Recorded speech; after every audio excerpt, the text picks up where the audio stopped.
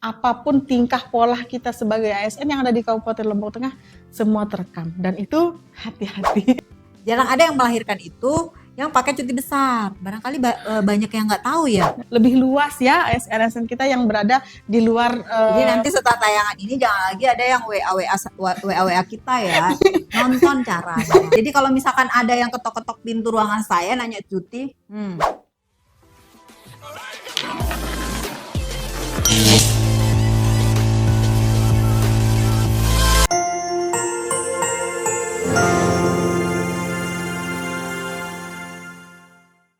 Assalamualaikum warahmatullahi wabarakatuh, Sobat ASN semua, apa kabar? Hari ini kita ketemu lagi dalam sesi ngaji Ngupas ASN Jelajah Regulasi. Assalamualaikum Bu Kabid. Waalaikumsalam. Baik, kali ini kita akan membahas terkait dengan cuti besar, cuti alasan penting, dan cuti bersama. Ini cuti ini kok episodenya nggak habis-habis banyak sekali ya. Jenis cutinya tuh banyak sekali. Jadi Sobat ASN sebenarnya hak-haknya itu nggak habis-habis ya terkait dengan cuti dan sebagainya. Baik. Kita langsung saja Bu Kabid untuk dijelaskan apa sih pengertian dari cuti besar, cuti alasan penting, dan sedikit mungkin dibahas terkait dengan cuti bersama. Karena cuti bersama ini kewenangannya bukan di kita ya, bukan di pemerintah daerah, tapi di pemerintah pusat. Baik, silakan Bu Kabid, cuti besar itu apa dan cuti alasan penting itu apa? Oke. Jadi mungkin kita perlu ingatkan lagi ya Sobat ASN, jadi jenis-jenis cuti itu ada banyak ya. Satu, cuti tahunan yang biasanya setiap tahun itu ada 12 hari kita dapatkan. Kemudian yang kedua, cuti melahirkan itu paling lama 3 bulan. Kemudian cuti besar itu juga paling lama 3 bulan. Kemudian cuti sakit. Kalau cuti sakit itu paling lama 1 tahun dan dapat diperpanjang 6 bulan. Jadi paling lama itu 1,5 tahun. Kemudian cuti alasan penting paling lama 1 bulan. Kemudian cuti bersama, kalau cuti bersama tergantung dari kebijakan pemerintah pusat. Sama ada satu lagi, cuti CLTN, cuti di luar tanggungan negara. Nah ini paling lama 3 tahun. Berarti kalau biasanya nih ya Sobat ASN semua yang kita lebih familiar nih, yang kita dengarkan bersama hanya terkait dengan cuti tahunan, cuti melahirkan. Nah kalau cuti sakit, cuti besar, cuti alasan penting kayaknya masih agak-agak gimana gitu ya Sobat ASN semua, terutama ASN kita yang berada lokasi kerjanya nih agak-agak jauh, jarang dimanfaatkan. Baik, silakan Bu Kabid, cuti besar ini apa sih dan cuti alasan penting ini apa gitu? Kalau cuti besar ini biasanya bagi PNS yang telah bekerja paling singkat 5 tahun baru boleh, itu syaratnya. Jadi berarti PNS, tidak semua PNS bisa? Tidak semua gitu, CPNS maupun PNS yang bekerja paling lama 5 tahun dulu baru diberikan hak cuti besar, kecuali untuk pelaksanaan ibadah haji yang pertama. Haji yang pertama dengan melampirkan surat dari Depak itu loh, Kemenak, dari Kementerian Agama itu. Jadi tentang porsi hajinya itu, pemberangkatannya haji. Meskipun CPNS, ketika CPNS baru diangkat, kemudian datang surat Kemenak terkait dengan pemberangkatan haji, boleh. Iya, Sobat ASN semua. Jadi yang berangkat haji nih nggak usah khawatir deh, pasti diizinkan. Tapi haji yang pertama. Haji pertama. Kalau haji yang kedua dan seterusnya? Enggak dong, tetap nggak boleh. Tetap nggak boleh. Tapi seandainya pun berangkat menggunakan jatah cuti yang lain boleh.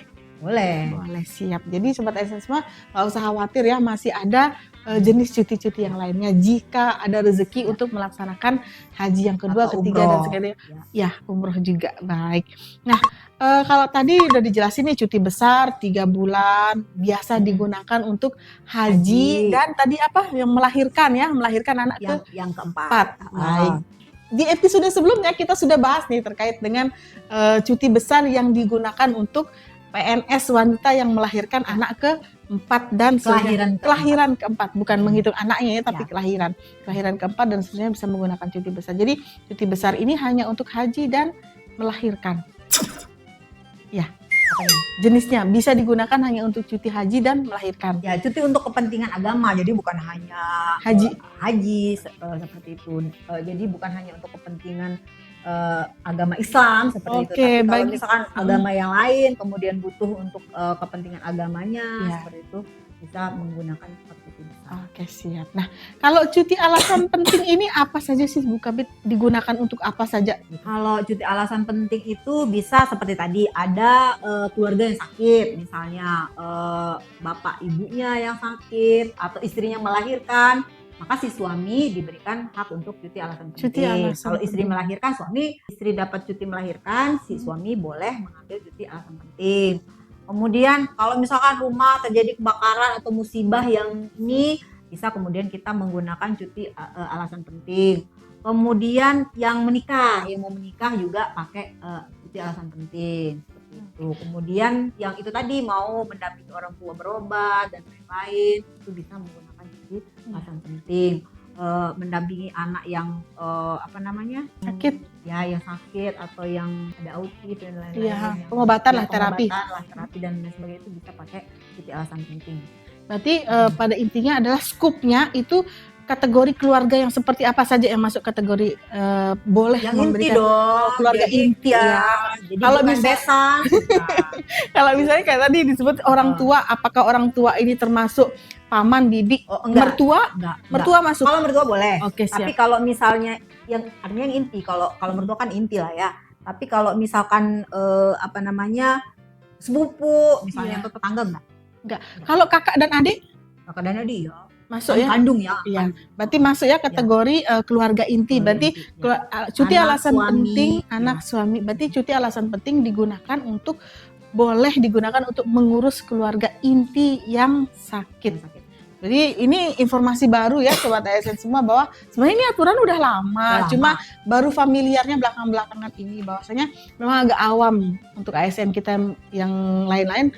Oh, baru tahu nih ternyata untuk mengurus orang tua yang sakit kita bisa nih ngambil cuti alasan penting. Nah, ada juga salah satu pertanyaan terkait dengan Tapi ini sakit keras loh. Oh ya, sakit keras. Iya. Dan dibuktikan dengan surat keterangan dokter atau surat keterangan dirawat. rawat inap. Ya. Kalau sakitnya di rumah? Ya, kalau pilek enggak. Oke ya. Jadi ada kategori sakit ya, sakit artinya kan sakit tertentu. apanya kan ada keterangannya. Walaupun dia dirawat di rumah kan, tetapi kan ada surat keterangan dokter bahwa oh ini sakit stroke misalnya, tapi dirawat di rumah jadi perlu pendampingan, seperti itu pakai cuti alasan penting. Ada satu kasus nih terkait dengan cuti alasan penting, karena kan rata-rata nih ASN kita terfokus dengan kalimat cuti alasan penting. Jadi hal-hal yang menurut mereka penting itu dijadikan sebagai acuan untuk pengajuan cuti alasan penting. Ada salah satu ASN kita yang bertanya, Bu, saya mau wisuda atau mengurus wisuda. Kan mengurus wisuda kan panjang nih prosesnya, ada proses gladi, terus proses yudisium apa dan sebagainya.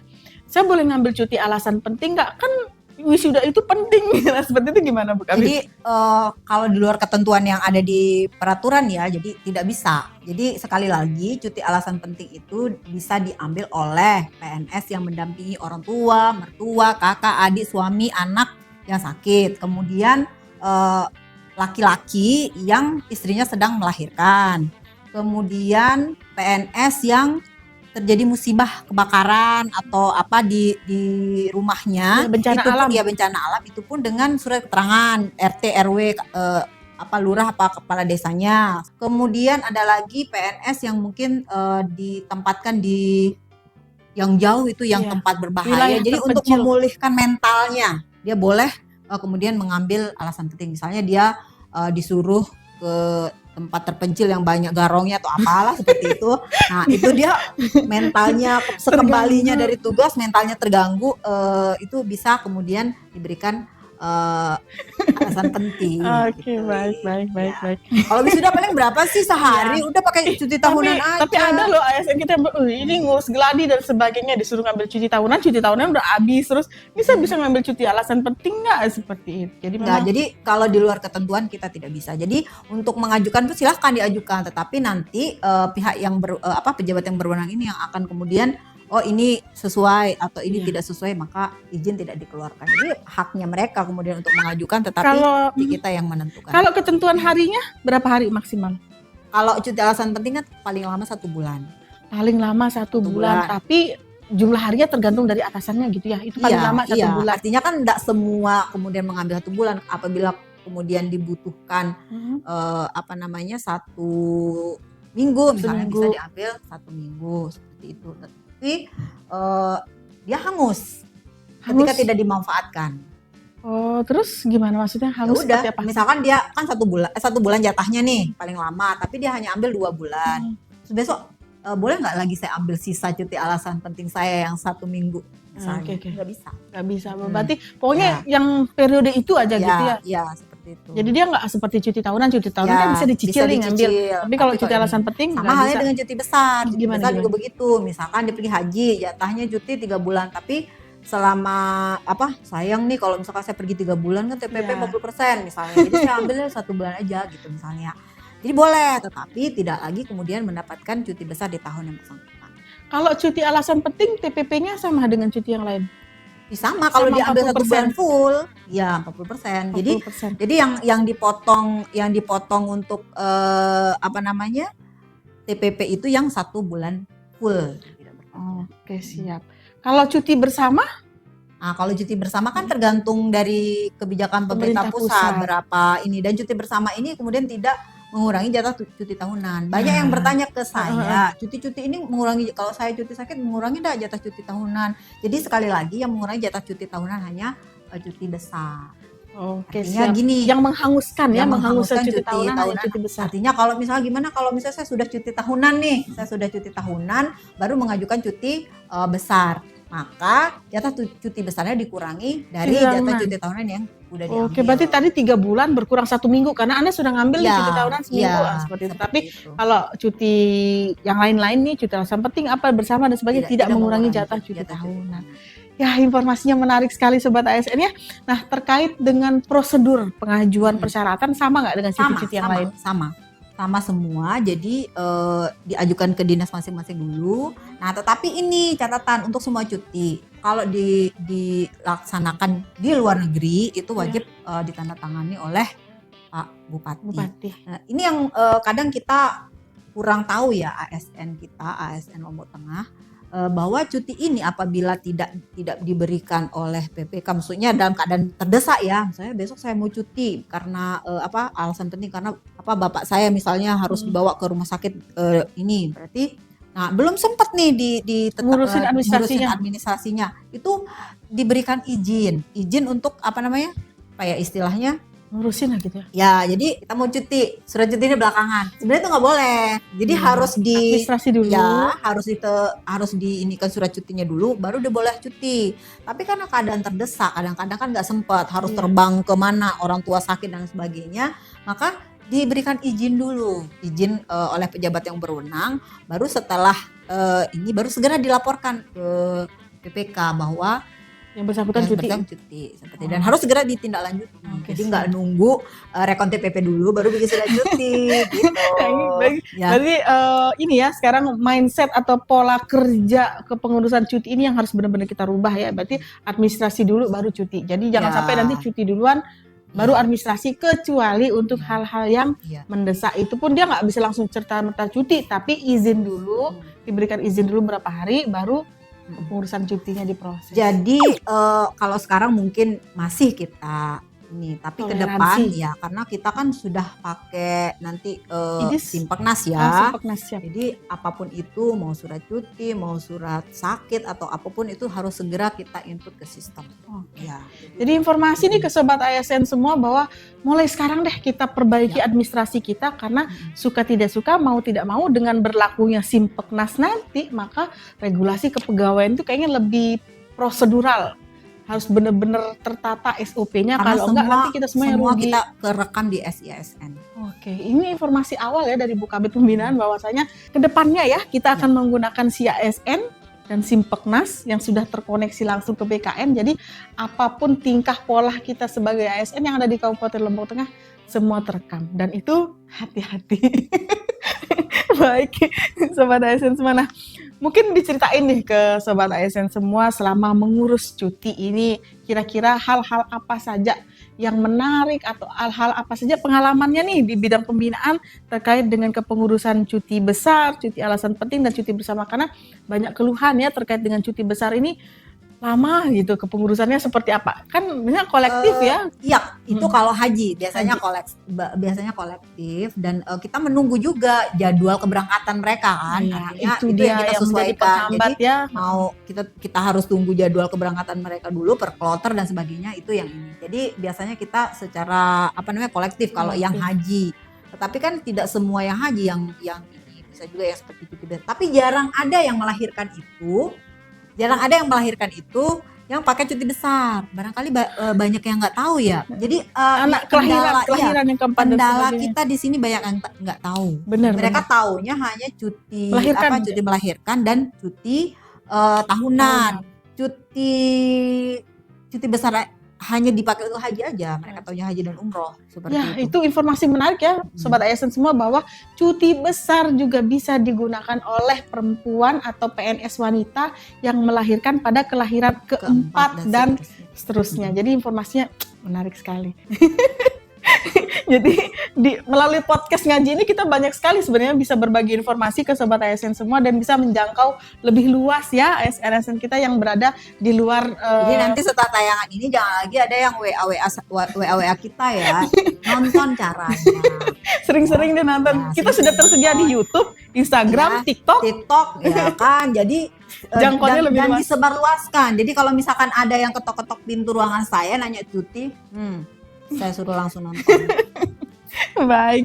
Nah, sebelum kita tutup nih Bu Kabid, ada informasi yang ingin disampaikan lagi nggak terkait dengan cuti haji, cuti alasan penting, dan cuti bersama? Informasi yang belum kita kupas barusan. Mungkin penghasilan ya. Iya, Jadi penghasilan yang diterima oleh cuti alasan penting, kemudian sama aja seperti yang cuti yang melahirkan aja, dapat dapat gaji, tunjangan pangan dan tunjangan jabatan apabila ada.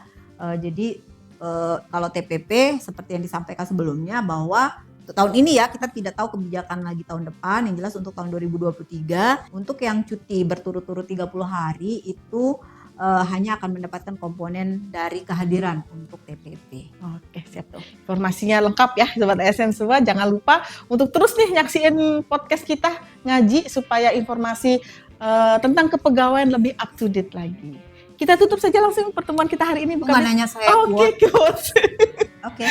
Kalau nggak ada quotes tuh nggak lengkap rasanya ya. Silakan Bu Kabid untuk menyampaikan quotes-nya untuk Sobat ASN semua. Quotes saya hari ini Sobat ASN adalah nasib kita tergantung sama pikiran kita. Ya. Kalau kita berpikir positif, insya Allah yang terjadi adalah positif. Tapi kalau kita berpikir negatif, maka yang terjadi adalah yang negatif tadi. Oke. Itu doang sih. Tadi sudah disampaikan quotes oleh Bu Kabid pembinaan yang quotesnya adem banget, menyentuh sekali. Dan ada satu pesan-pesan nih dari kami di DKPP Kabupaten Lombok Tengah, jangan lupa subscribe YouTube Ngaji. Karena apa? Subscribe itu mudah buat Anda tapi berharga banget buat kita. Gratis juga ya? Gratis.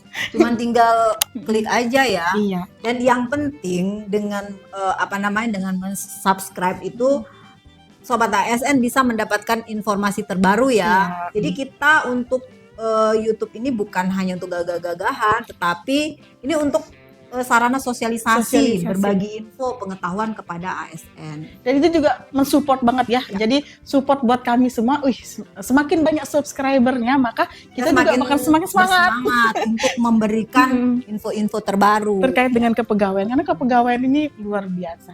Regulasinya sekarang A, tiba-tiba nanti sore bisa B. Ya, betul. Melalui sarana ngaji inilah kami bisa menyampaikan kepada Sobat ASN semua. Terima kasih Sobat ASN semua atas perhatiannya untuk kami. Terima kasih sekali lagi. Wassalamualaikum warahmatullahi wabarakatuh. Dah.